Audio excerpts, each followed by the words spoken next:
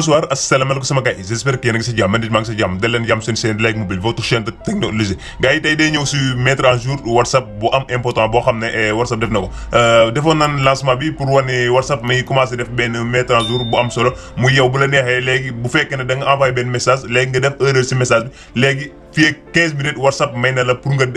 modifier li nga xam ne moo di message bi yaakaar naa loolu dina intéressé ñu bëri bu fekkee ne da nga bëgg am mettre à jour boobu c'est très simple léegi da ngay dem sa Play Store wala nga dem App Store léegi nga laaj def mettre à jour sa WhatsApp léegi boo dem App Store léegi nga laaj di tapé WhatsApp léegi nga xool ba xam ma ngi laaj mettre à jour bu dee laaj mettre à jour léegi da ngay mettre à jour sa WhatsApp pour mën a am fonctionnalité boobu léegi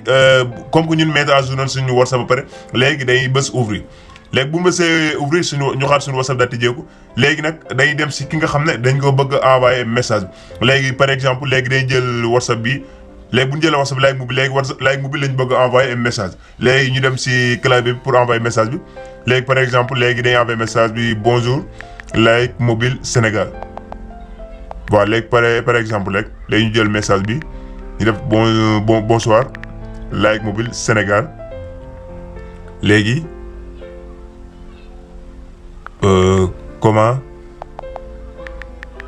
Comment je vais faire?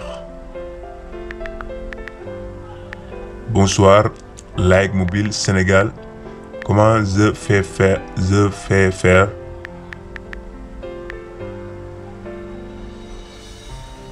Bonsoir, Like Mobile Sénégal. Comment je vais faire pour avoir ton compte YouTube?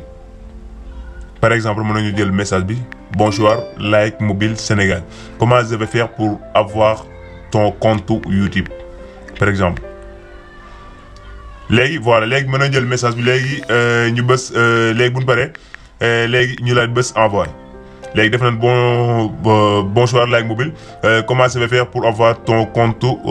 YouTube dans mon téléphone par exemple léegi ñun dañuy envoyer message bi ba pare léegi ñu xool message bi ñu liraat ko ñu gis ne dañ see def erreur wala dañu am lu ñu bëgg modifier léegi boo cliquer message bi da am fu mu la bindal modifier léegi boo cliquer modifier